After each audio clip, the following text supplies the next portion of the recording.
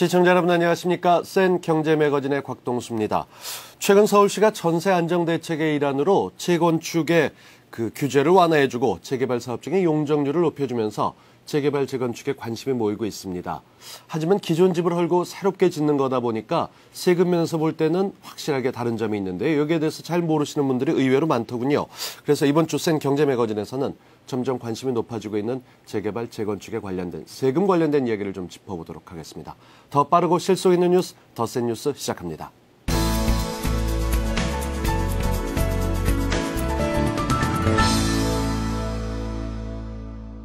네, 재개발, 재건축하실 분이라면 꼭 알아두셔야 될 재테크 방법에 대해서 짚어봅니다.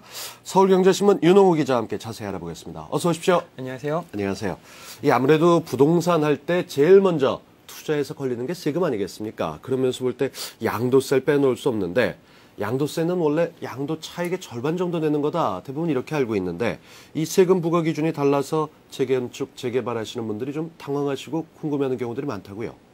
네, 그렇습니다. 재개발, 재건축이 진행 중인 주택은 크게 종전부동산, 입주권, 신축주택 이렇게 세 단계로 나눠집니다.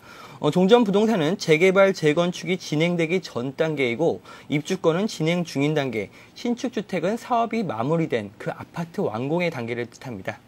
현행 세법상 종전부동산에서 입주권으로 변하는 시기는 관리처분계획 인가일이 되고 입주권이 신축주택으로 되는 시기는 아파트 준공일이 됩니다. 다만 2005년 5월 30일 이전에 사업시행 인가를 받은 재건축 조합은 사업시행 인가일을 입주권으로 전환되는 시기로 보고 있습니다. 자신의 재개발, 재건축이 어떤 시기에 투자했느냐, 또 주택이 몇 채인 상태에서 투자했느냐 등에 따라서 양도세 등 부동산 세금이 부과되는 기준이 제각기 다르기 때문에 재개발, 재건축에 투자하려는 사람이라면 이 같은 세금 기준을 꼼꼼히 알아보셔야 할 것 같습니다. 일단 전문가의 얘기를 한번 들어보겠습니다.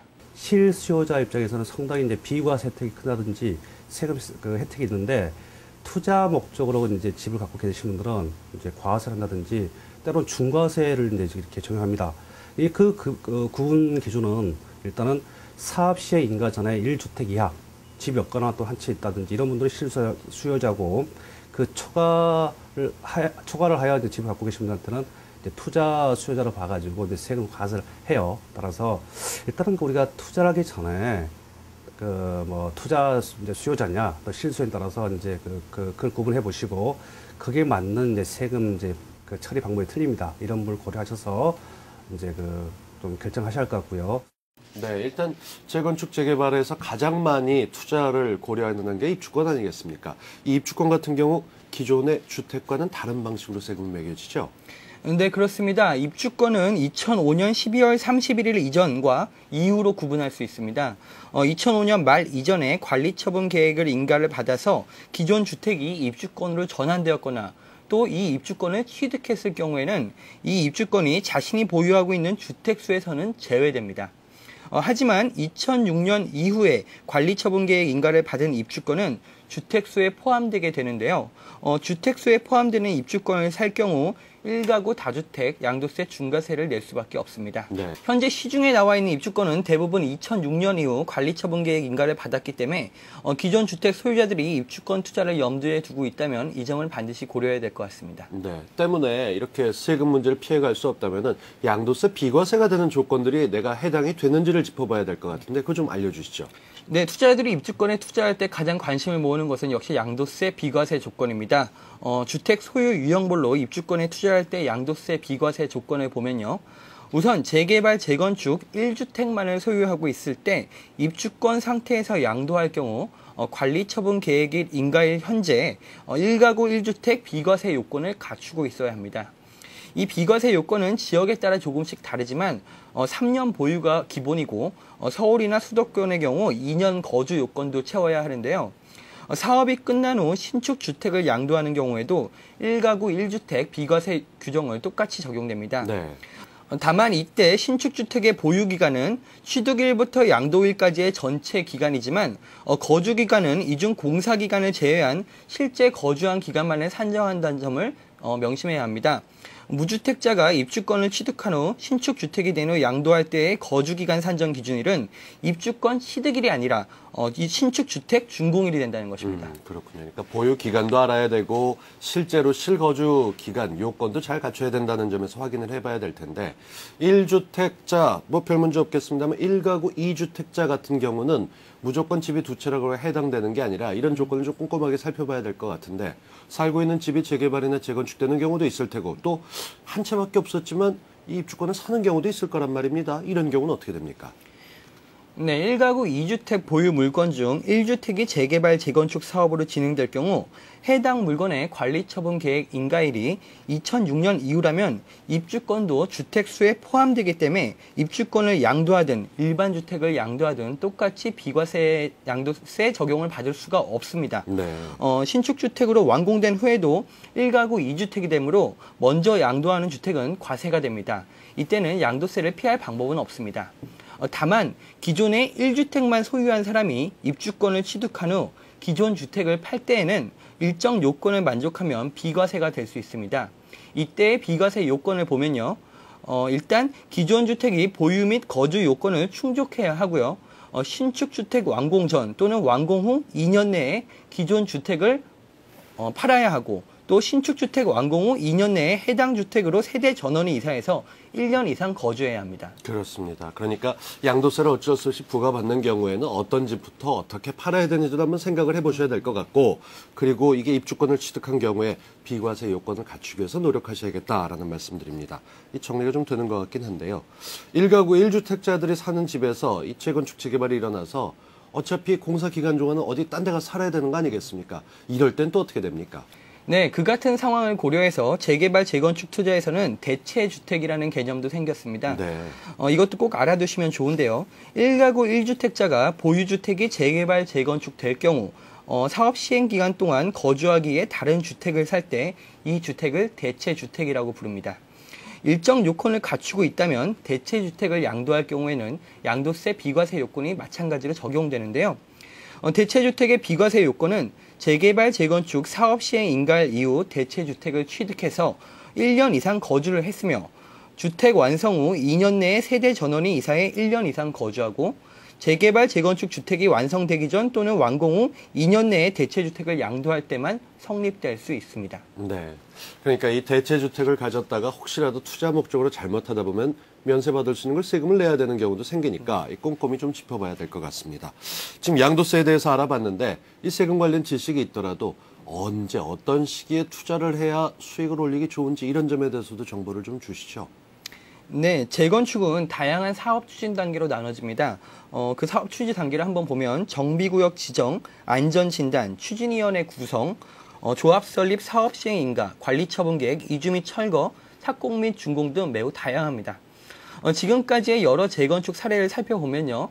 재건축 단지는 사업 단계마다 가격이 올랐기 때문에 여유 자금이 있는 투자자들이라면 사업 초기 단계에 진입하는 것이 좋습니다. 실제로 송파구 가락동의 가락시형 1차 아파트 42제곱미터형의 경우 2002년 저 추진위 단계일 때는 2억 원 초반에서 거래가 됐지만 2003년 6월 조합 설립 인가 당시 3억 4천만 원으로 뛰었고 또 2006년 9월 정비구역 지정 때는 4억 7천만 원까지 상승했습니다. 고수익을 원하는 투자자라면 조합 설립 전후인 사업 초기에 매입하는 것이 유리하지만 이때는 자칫 사업 기간이 매우 길어져서 금융 비용이 늘어날 수 있다는 점도 꼭 유의를 하셔야 됩니다. 그러네요. 지금 예를 들어주신 것도 2002년부터 시작이 됐었다 하다 보면은 예상보다 길어질 수 있기 때문에 기간을 검토하긴 해야 될 것 같긴 한데 지금까지 재건축 얘기를 알아봤고 재개발은 어떻습니까? 네, 재개발도 재건축과 비슷한 단계를 거치지만 안전진단이라는 절차가 빠져있는 것이 차이점입니다. 재개발의 경우 재건축과는 달리 다세대 및 다가구 주택이 대부분이기 때문에 시세를 단계별로 정확히 파악하는 것은 어렵습니다. 하지만 재건축처럼 초기일수록 고위험 고수익, 뒤로 갈수록 저위험 저수익인 것으로 파악되고 있습니다. 네. 투자자들은 자신이 양도세 절세 요건을 만족시킬 수 있는지 또 자신의 자금계 또 금융비용 상태는 어떠한지들을 꼼꼼히 따져보고 어느 시기에 들어가는 것이 좋을지 결정하는 것이 좋을 것 같습니다. 전문가의 얘기를 한번 들어보겠습니다. 보통 실무적으로 정비구역에 지정되기 전에 투자하는 것이 수익률이 높다고 알려져 있습니다. 다만 이제 실소적 관점에서는 관리 처분이 끝난 뒤에 그 입주권을 취득한 것이 유리하겠죠. 왜냐하면은 어떤 거품 같은 것들이 많이 이렇게 또 없어지고 하는 거니까. 예, 그래서 실수자 입장에서는 관리처 끝난 뒤에, 그리고 우리 투자 관점에서는 정비구역 지정 전에 이렇게 조금 취득하게 되시면은 나중에 이렇게 수익을 좀 얻을 수 있다, 이렇게 좀 생각합니다. 네, 이 모든 투자가 그렇겠습니다만 재건축, 재개발도 이 투자 목적이 수익을 위한 것인지 아니면 실수요인지를 검토하셔야겠습니다. 당연히 해당되는 사항들을 낱낱이 살펴보셔서 비과세 요건 충족되는 건 어떤 건 있는지, 수익을 극대화시킬 수 있는 방법은 없는지 한번 연구 검토하는 게 필요하겠습니다. 자, 재테크 하는 방법에 대해서 오늘 도움 말씀 주신 서울경제신문의 윤홍호 기자였습니다. 고맙습니다. 감사합니다.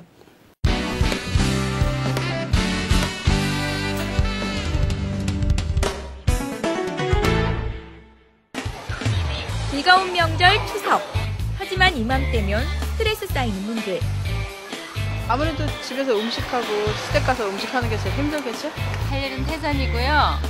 몸은 하나고 혼자 해야 되고 명절 치르고 나면 몸살을 한 번씩 크게 알아요. 그게 큰 스트레스예요. 할 일 많은 주부님들이라면 명절 증후군 한 번쯤은 앓기 마련. 항상 긴장되니까 이제 어깨 같은 데도 무겁고 하고 나면은 괜히 몸살 기운이 있고 집에 있으면서도 그냥 편치가 않고 항상 그냥 몸이 무거웠어요.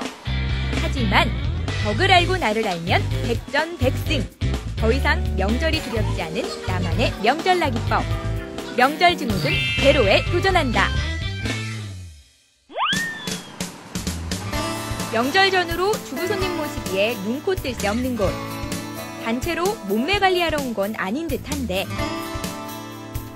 어깨가 뭉치고요. 목이 뻐근해서 피로 좀 풀라고 왔어요. 송편 좀 빚고 음식 좀 하다 보니까 몸이 좀 많이 뭉치고 어깨도 아프고 그래가지고 마사지 받으면서 몸 좀 풀려고 왔거든요. 명절 증후군을 잇는 특별한 마사지법. 그런데 수건은 왜 계속 덮는 거예요? 수건을 이렇게 겹겹으로 깔아줘야 위험하지 않습니다. 마지막으로 얼굴까지 수건으로 마무리한 후 뭔가를 가지러 가는데 이게 화주경락에 필요한 알코올입니다. 알코올이 들어가는 화주경락. 약간 생소하다. 설마 알코올에 불까지? 수건 위에 불을 대는 순간 온몸이 순식간에 불바다로 변신. 보기만 해도 아찔하기만 한데 뜨겁지 않으세요? 따뜻하고요. 몸이 오히려 사우나에서 있을 때보다 더 편해요. 화주경락이란 중국 황실에서부터 내려오는 불 마사지로서 우리 몸에 불필요한 독소 물질을 제거해주고 몸의 신진대사를 원활하게 해주는 불 마사지입니다. 최근 들어 각광받고 있는 화주경락은 불을 이용해 피부를 자극하면서 모공으로 화기가 침투하는 원리. 나쁜 기를 빨아들이고 기의 흐름을 조절한다고 한다. 제가 또 사우나도 들어가면 호흡이 답답해서 오래 있지 못하는데 불경락 같은 경우는 전 딱 체질에 맞는 게 호흡도 편안하고 또 은근히 땀이 나면서 심신 피로가 다 풀리는 게 사람마다 개별차로 틀리겠지만 저한테만큼은 불경락이 딱인 것 같아서 다른 사람들한테 추천해주고 싶은 게 불경락입니다. 여기서 끝이 아니다. 화주경락으로 기의 순환을 도왔다면 이어지는 마사지 코스. 이게 옥돌인데요. 이거 가지고 지금 옥불 마사지를 할 거예요. 옥돌의 홈 속에 솜을 말아넣고 또 한 번 알코올 대령. 이번엔 배 위에서 은은하게 옥돌을 달궈주는데 제가요 배가 워낙 냉해서 옥불 마사지를 받는데 지금 굉장히 따뜻해지고 있거든요. 따뜻해지니까 온몸의 피로도 다 풀리는 것 같고 굉장히 기분이 좋아요. 불과 옥의 기운이 만나는 옥불 마사지. 어떤 효능이 있나요? 명절 추석 때 저희가 음식을 많이 드시고 하셔갖고 우리가 장이 이렇게 딱딱하게 굳어있거나 그런 분들한테 효과적인 마사지로 보시면 돼요. 옥불 마사지를 받음으로 인해서 우리가 변비나 우리 생리통을 이렇게 해소시켜주기 때문에 장이 편안한 그런 느낌을 받으실 수 있는 마사지라고 생각하시면 됩니다. 화주경락으로 몸을 가뿐하게 해주고 옥불 마사지로 소화불량까지 잡아주니 올 추석엔 필수 아이템. 제가 추석을 바로 앞두고 마음에 긴장도 있고 많은 또 치료해야 될 것도 뭔가 마음이 뻐근함이 있었는데 몸에서 벌써 가벼워지니까 맞이할 준비도 제가 개인적으로 편안하고 즐거운 마음으로 명절을 보낼 수 있을 것 같습니다. 두 번째로 찾아간 곳은 우리 몸 중에서도 기건강을 통해 명절 증후군을 없앤다는 곳. 여기 오면 기가 정말 시원해져요. 기분도 상쾌하고 피로도 싹 잊을 수 있는 곳이에요. 특히 스트레스로 인한 두통에는 머리부터 귀까지 연결해주는 마사지법이 탁월하다고 하는데 따뜻하게 달군 스톤을 이용해 머리부터 뒷목까지 꾹꾹 눌러주면 긴장을 더욱 완화시킬 수 있다. 그런데 이때 등장한 별난 도구. 그 막대는 뭔가요? 스트레스와 호흡 기진에 좋은 이어 캔들을 준비했습니다. 주부님들에게 가장 인기 있다는 이어 캔들. 양초처럼 심지 끝에 불을 붙인 후 귀에 꽂는 독특한 방법인데 이 이어 캔들에는 아로마 성분이 함유되어 있으며 스트레스 및 숙면에 타고난 효과가 있습니다. 귀 속에서 뭐가 빨려 들어가는 느낌이 나는데 윙 소리가 나면서 뭔가 이제 귀에 이제 나쁜 물질들이 다 빨려 들어갈 것 같은 느낌? 아무튼 되게 신기하네요. 명절에 온갖 피로로 숙면을 취할 수 없다면 이어 테라피가 효과 만점. 노폐물이 빠져나오는 것을 직접 확인할 수도 있다.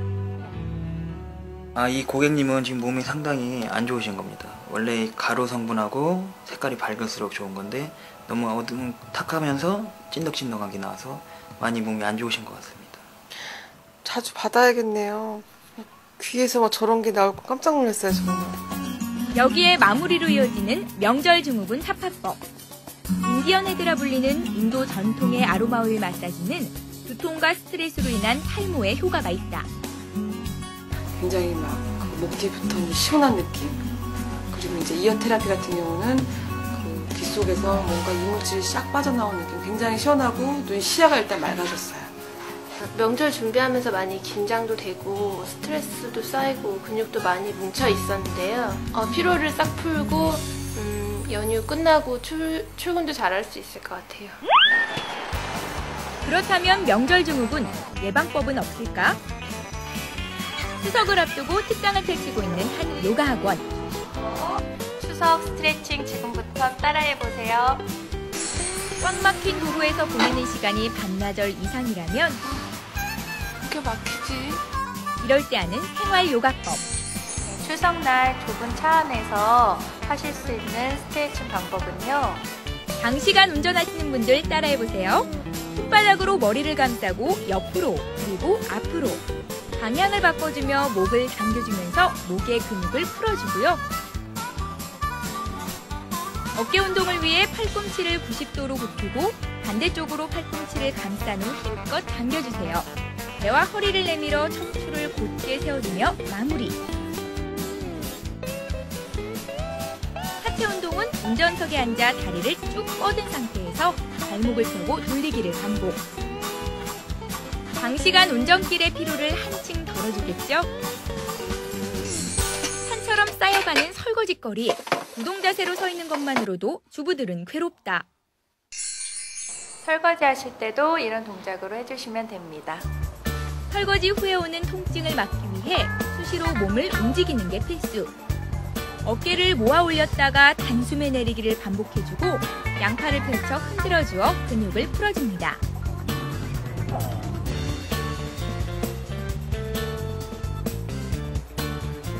또 앞에 있는 싱크대를 활용할 수도 있는데 엉덩이를 뒤로 빼주면서 등 근육을 쭉 펴주고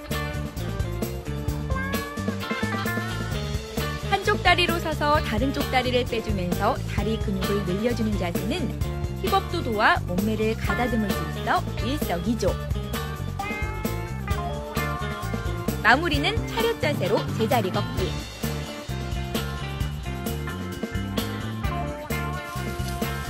음식 준비에 장시간 쪼그려 앉아있기도 하고 친척들과 오랜만에 만나 즐거운 시간을 보내기도 하는데 놀이를 하시거나 그럴 때 어깨가 뻐근할 때 하실 수 있는 자세를 알려드릴게요.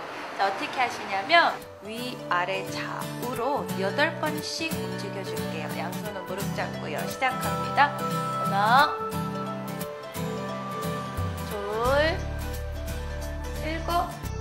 8 상대로 목 어느 정도 풀어주셨으면 다시 한 번 더 어깨로 내려갈게요. 양손 앞으로 나란히 해서 오른손을 왼쪽으로 손목에서 5cm 정도 떨궈서 당겨줍니다. 이때 뒤쪽으로 눌러주셔야 돼요. 어디 어깨가 당기도록 시선은 반대. 하나, 둘, 셋. 다시 한 번 나란히 반대. 왼쪽 팔목에서 5cm 시선 왼쪽. 하나, 둘, 셋, 넷. 앉은 자세에서도 가능한 생활 속 요가. 그리고 2명씩 짝지어서 하는 이 운동은 명절에 함께 모인 가족과 하면 사이도 돈독해진다는 커플 스트레칭. 남편이랑 하면 되게 재밌을 것 같아요. 힘들긴 힘든데 시원해요. 식구들이랑 사이좋게 재밌게 하면 좋을 것 같아요. 좀 힘들지만은 피로 몸이 다 풀리는 것 같아요. 오늘 배운 생활 속 요가 꼭 기억하셨다가요. 명절 때 활용하시면 좋으실 것 같아요. 명절 축복!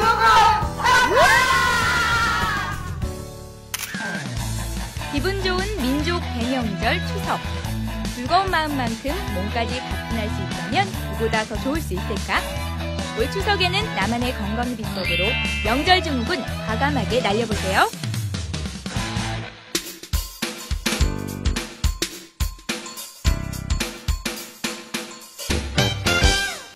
보금자리 주택을 시장으로 올 하반기 신규 공급 물량이 공급되기 시작하면서 벌써부터 부동산 시장이 들썩거리고 있습니다. 이 투자자분들이라면 올 하반기 부동산 시장 내년 초까지 어떻게 이어질지 궁금할 수밖에 없는 상황인데요. 그래서 오늘 잘 벌고 잘 사는 법, 이 부동산 핫 이슈로 떠오르고 있는 올 하반기 부동산 시장에 대해서 집중해부해 보도록 하겠습니다. 오늘도 서울교육대학교의 평생교육원 박준호 교수님 모십니다. 어서 오십시오. 네. 교수님, 이 사실 10월 중순 이후에 명절 지나고 난 다음에 공급되는 이 뭐 신규 분양 아파트들이 어떻게 됐는지부터 살펴봐야 제대로 내용을 알겠습니다만 그럼에도 불구하고 올 하반기부터 내년까지 집중적으로 관심 가져야 될 3대 투자 지역이 있다고요?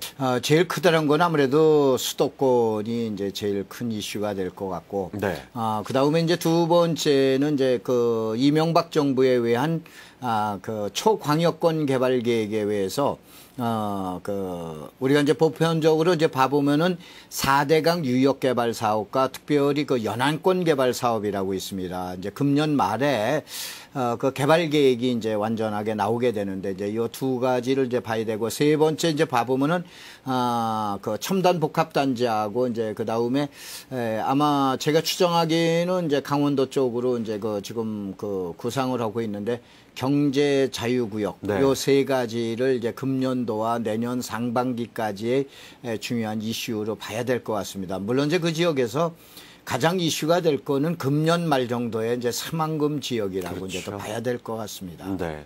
이 세 지역 보다 보면은 정말 말씀 안 해주셔도 관심 있는 분이라면 이 세 군데 정말 눈여겨봐야겠구나 다시 한번 알겠다 싶은데 차근차근 좀 짚어보죠. 일단 수도권부터. 우선은 제일 먼저 수도권 지역에서 이제 10월 신규 분양 아파트를 우리가 이제 CG를 보고 제가 잠깐 이제 설명을 드리면은 영정 하늘도시에서 이제 동보 우미 현대의 동시 분양으로 약 한 5,800세대가 나오게 되고 그다음에 이제 적은 것이 고덕 주공의 이제 재건축이 나오게 됩니다. 것이 보금자리 주택과 함께 상당한 이슈로 떠오르고 있는데 여기에서 1142세대인데 238세대의 그 많은 물량이 재건축에서 공급됩니다. 그다음에 의왕의 포일 2지구인데 이게 대부분들 제가 이 강의를 하다 보면은 그 동남권에 계신 분들은 이 포일지구나 저 포일동이나 또 아니면 내선동이나 이 의왕시의 이쪽에는 별로 이제 관심이 없는 것 같이 이렇게 이제 말씀들을 하시는데 사실은 이제 이 지역은 여러분들이 한번 수도권에 가장 가까운 지역에 또 과천의 직접적인 영향을 받는 지역이기 때문에 한번 신경을 써보셔야 될 것 같습니다.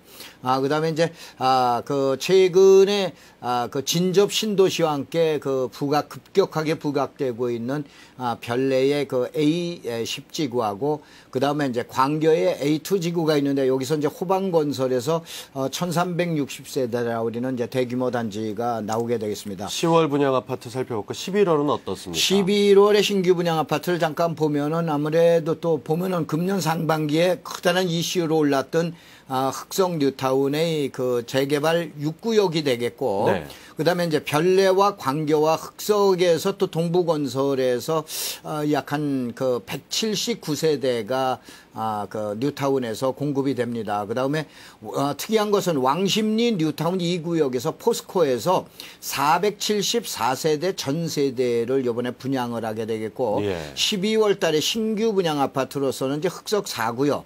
결국은 이제 그 내용을 살펴볼 것 같으면 11월과 12월에는 흑성 뉴타운이 이제 그 재개발 사업이 도시 재생 사업이 아무래도 리드를 할 것 같습니다. 지금 교수님께서 정리해 주신 내용을 보니까 영종 하늘도시나 광교 A2까지 포함해서 이 뭐 엄청납니다. 규모가 10월에만 한 4만 가구 정도 나오는 것 같은데, 이렇게 되면은 신규도 그렇고 교체 수요도 그렇고 일단 10월이 되게 되면은 판세가 가름되고 좀 어떻게 될지 보인다, 이렇게 보면 되겠습니까? 그렇죠. 시청자 여러분들이 아마 이렇게 이해를 해주시면 좋을 것 같습니다. 과거에는 1년에 12번을 동시 분양을 했습니다. 그래서 10월 달에 오면은 10차 동시 분양이었는데, 이 건설회사는 이 마케팅이 아무래도 이제 귀신들이죠. 그러다 보니까는 12월 달에는 분양을 안 했습니다. 네. 그러다 보니까 1월 달에 12차 동시 분양과 다음 해에 1월 1차 동시 분양을 했는데, 무슨 얘기냐면은 12월 달에는 아파트가 잘 안 팔린다 이거죠. 그래서 좀 전에 본 것처럼 12월 달에 공급 물량이 없는데 4분기인 10월서부터 12월까지 약 11만 가구가 나오는데, 그중에서 이제 주요한 지역들이 4만 가구가 10월 달에 내 있는 것은 지금 얘기하는 건설회사에서도 이번 기회에 10월 달에 밀어내야 되겠다. 네. 또 분양을 해야 되겠다. 라고 우리는 이제 그 내용으로 보셔야 됩니다. 그래서 시청자 여러분들이 이번 10월 달이 넘어가게 되면 문제가 있는 것이 뭐냐. 11월 달이나 12월 달에는 아까 얘기한 대로 뉴타운이나 또 아니면 수도권에서도 외곽 지역이라든가 아니면 비수도권 지역에서 이제 물량이 많이 나오게 되는데, 이렇게 된다라고 그러면은 또 건설회사는 또 뭘 생각을 하냐.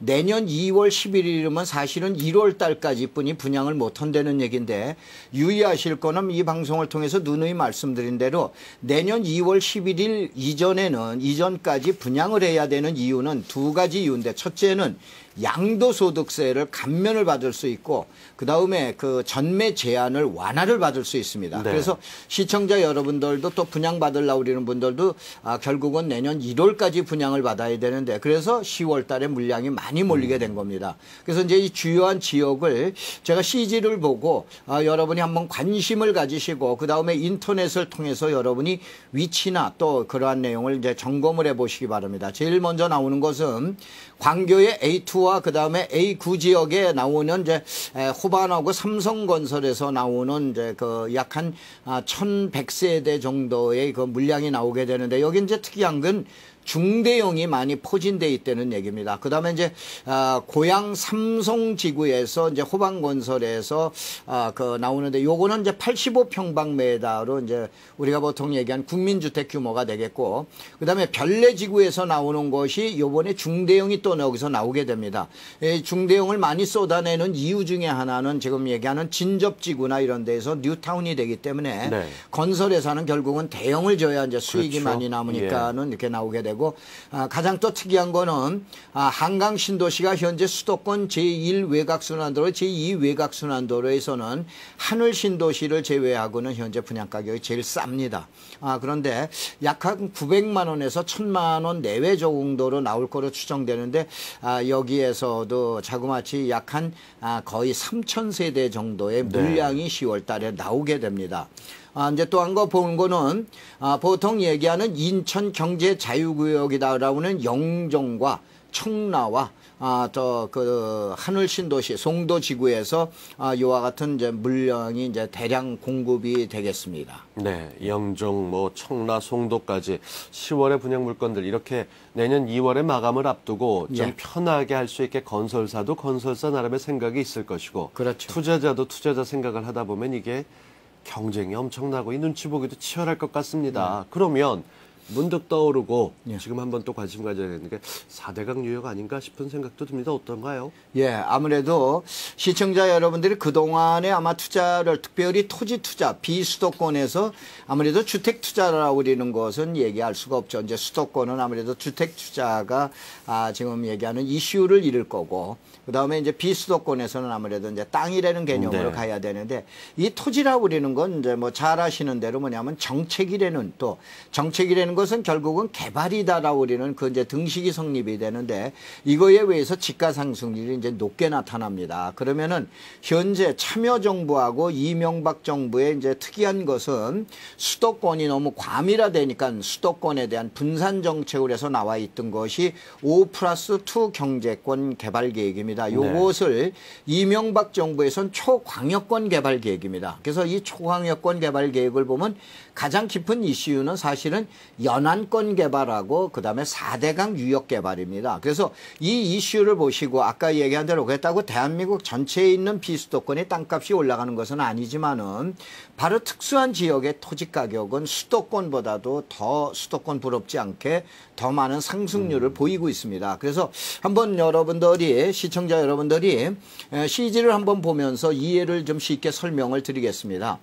이 5+2라고 우리는 광역권 개발 계획에다가 이명박 정부에서는 초광역권 개발 계획이 나옵니다. 그래서 이제 제가 MB표 그래가지고 4+1이라고 우리는 것은 그 세 군데 우리가 보통 얘기한 서해안, 남해안, 동해안에 지금 얘기한 3개 지역에다가 남북 경제 교류라고 우리는 접경 지역의 벨트가 있습니다. 이것이 4개가 되고 그 다음에 하나가 완이라고 그러는 것이 바로 뭐냐면 4대강 유역이다라고 우리는 내륙권 개발 계획입니다. 그래서 요거를 이슈로 해서 이제 보셔야 돼요.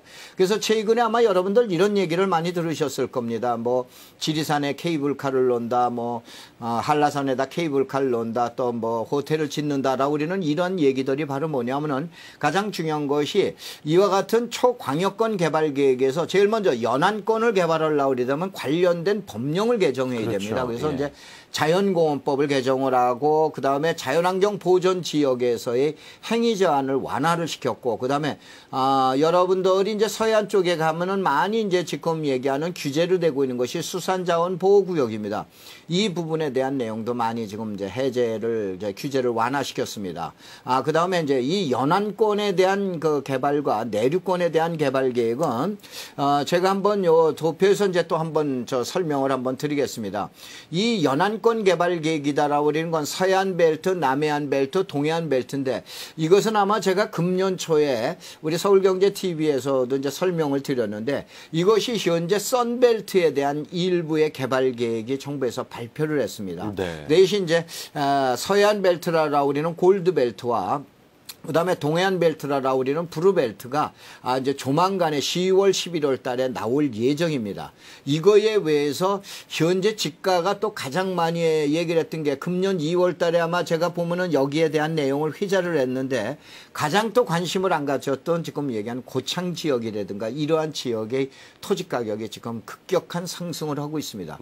물론 이제 여기에는 한승수 총리께서 지난번에 전주를 방문했을 때 이제 부안과 고창을 하는 부창대교에 대한 실시 설계를 이제 용역을 발주해라 라고 그러는 그런 지시에 의해서 이제 고창 지역의 상승을 이제 높게 하고 있는데 그 이면에는 실질적인 연안권 개발 계획이라고 봐주셔야 될 것 같습니다. 네.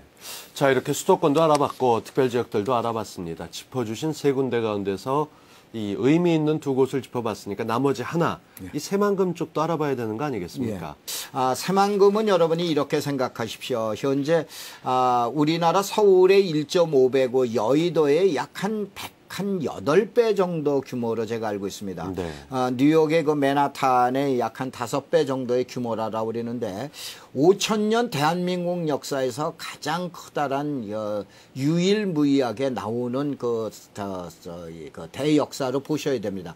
혹시 여러분들 인천 경제 자유구역에 최근에 이제 세계 도시 축전이다라고 우리는 그 송도 지구를 가보셨는지 모르지만 하루가 다르게 그 지금 얘기한 빌딩이 올라가고 얘기하고 있는데 사실은 인천경제자유구역은 2004년도에 이 내용이 발표가 되면서 2005년서부터 수도권이다가 보니까 3, 4년 만에 저와 같은 커다란 눈에 보이면 가시적으로 나타나게 되는데 새만금 지역이다라고 그러는 건 김제의 광활에 가셔서 우리가 보통 얘기하는 신시도의 그 중앙에 있는 타워도 보이지를 아니합니다. 네. 그만큼 우리가 끝이 보일 수가 없는 정도의 어마어마한 그 양인데 여러분들이 이렇게 보셔야 돼요. 원래 이것을 2030년도까지 1차 개발을 하겠다라고 그랬었는데 정부에서는 좀 빠르게 개발을 하자라고 해서 2020년까지 개발을 하면서 그다음에 여기에는 현재 2020년까지 9조 7천억의 그 지금 얘기하는 그 국가 자금을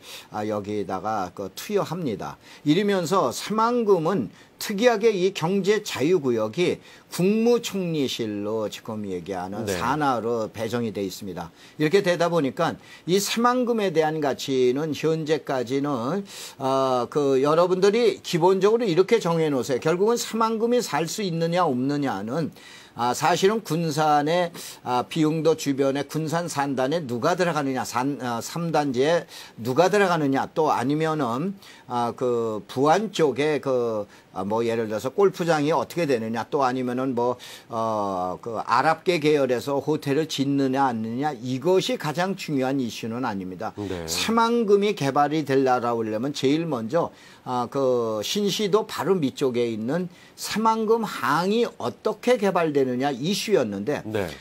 지난번에 그 새만금 경제자유구역에서 이거에 대한 정부의 보조를 지원을 그 요청을 했습니다만은 2011년도나 12년도서부터 하라고 그랬는데 이번에 한승수 국무총리가 방문을 하면서 새만금 신항을 우선 개항에 대한 준비를 해라. 이렇게 해서 내용이 지금 바뀌어졌습니다.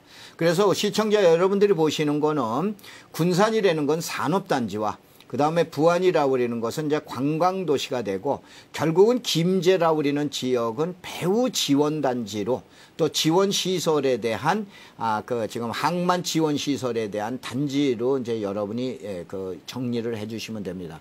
특별히 새만금은 여러분들이 이렇게 보세요. 제2의 인천 경제자유구역이다. 네. 이렇게 봐주시면 되시고 그 다음에 이제 새만금 지역은 금년 12월 달에 비흥도서부터 이제 지금 그 부안까지 그 33km의 방조제가 이제 개통이 됩니다. 이렇게 개통이 되게 되면은 약 1,000만 명의 1년간 1,000만 명의 그 내방객이 모일 거로 보게 되는데 이렇게 되면서 보면은 이제 그때서부터 새만금은 새로운 시각, 새로운 각도로 또 새로운 투자처로 감히 여러분한테 권해드리는 그러한 지역입니다. 네. 그 2010년, 11년, 12년 뭐 앞으로 계속 새만금은 관심을 갈 수밖에 없는 지역입니다. 말씀하셨던 이제 접근성도 높아지게 되고 새로운 시설이 들어선다고 했을 때 어느 지역 눈여겨보셔야 되는지 아마 시청자 여러분들의 도움 확실하게 받으셨으리라 생각이 됩니다. 서울교육대학교 평생교육원의 박준호 교수님이셨습니다. 고맙습니다. 예, 감사합니다.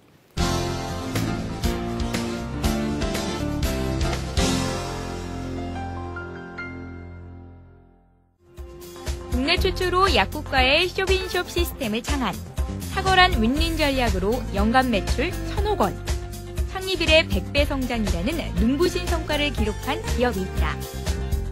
건강식품 전문 업체 비타민하우스.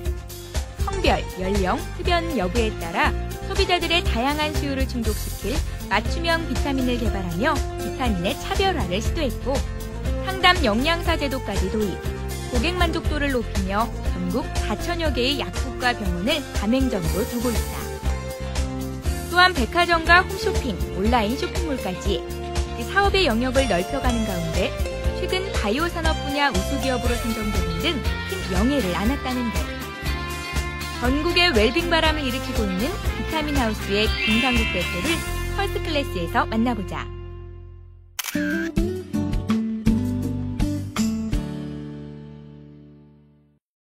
네, 비타민하우스는 2000년 7월 의약분업이 시작이 되면서 출발한 회사입니다.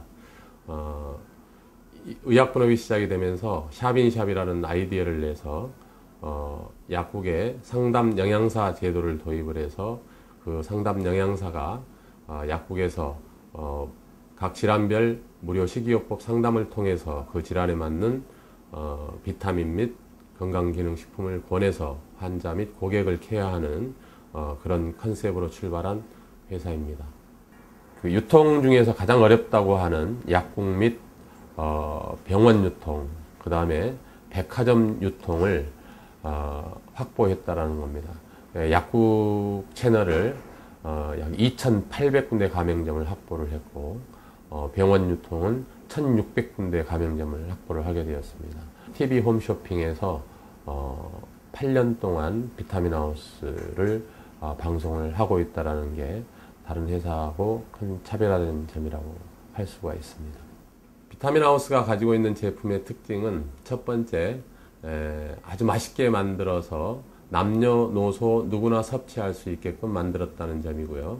그 다음에 연령대별 비타민을 도입을 했다는 겁니다. 연령대별 맞춤형 비타민, 남성용, 여성용, 어린이용, 청소년용, 노인용, 임산부용 이렇게 연령대별로 나누어서 비타민을 설계했다는 것이 비타민하우스 제품의 가장 큰 특징이라고 말씀드릴 수 있겠습니다.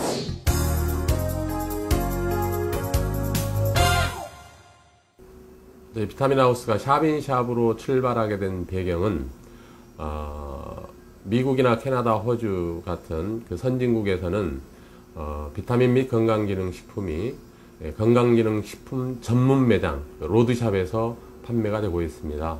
그러나 우리나라는 아직 국민소득이라든가 모든 면에서 거기에 미치지 못하기 때문에 비타민 및 건강기능식품 시장이 아직 그렇게 크지 않습니다. 그래서 약국에 또 하나의 샵을 만들어서 전문인인 약사를 통해서 저희 비타민이 고객들 손에 갈 수 있도록 그렇게 만들게 되었습니다. 약국에서 처음으로 샵인샵에 상담 영양사가 투입이 돼서 이 사업을 시작을 했는데, 약사님들이 가장 좋아했던 점은 연령대별 맞춤형 비타민과 전문적으로 식품 비타민 및 건강기능식품에 대해서 상담을 할 수 있는 상담 영양사를 약국에 도입을 했기 때문에 그때 당시 그 약사님들의 반응은 아주 폭발력이었다라고 말씀드릴 수 있습니다. 비타민하우스가 2000년 8월에 출범을 했는데 아주 운이 좋게도 2001년 9월 달에 TV 홈쇼핑에서 저희 비타민을 런칭을 해서 판매를 하게 되었습니다. 그 전에는 우리나라 TV 홈쇼핑에 비타민을 판매해 본 적이 없었습니다. 우리나라의 최초로 비타민하우스라는 브랜드로 TV 홈쇼핑에 런칭을 하게 됐는데, 한 시간에 1억 8천만 원이라는 아주 놀랄 만한 그런 실적을 내게 되었습니다. 그 이후로 여러 가지 제품을 개발을 해서 지금까지 8년 동안 TV 홈쇼핑에서 비타민하우스가 방송이 되고 있는데, 최대 2시간에 8억이라는 매출을 그런 신기록을 세운 적도 있습니다.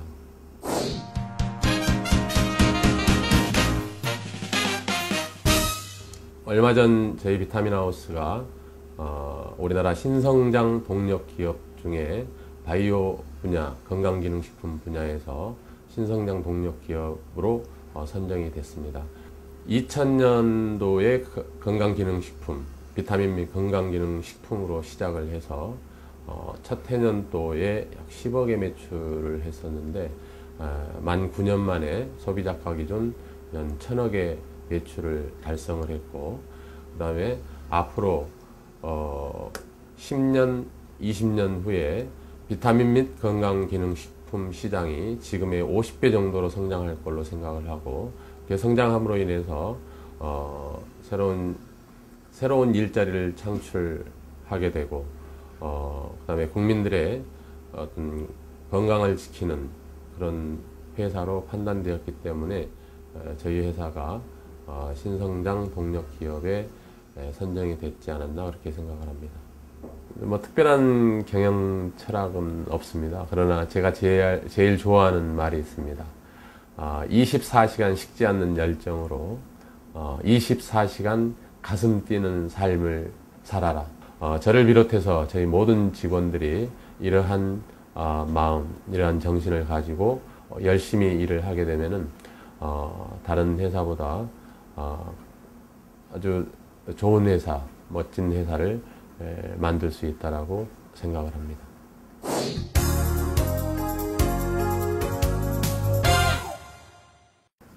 저희 비타민하우스는 우리나라 건강기능식품 시장을 선도하는 기업으로 꾸준히 성장하는 것을 목표로 하고, 우리나라뿐만 아니라 모든 동남아 국가의 비타민하우스가 비타민하우스의 컨셉과 브랜드와 제품을 그대로 수출하는 것이 목표입니다. 끊임없는 성장을 위해서 연구개발에 투자를 해서 우리나라 국민들의 건강을 지키는 파수꾼으로서 최선을 다하는 그런 기업이 되도록 열심히 노력하겠습니다.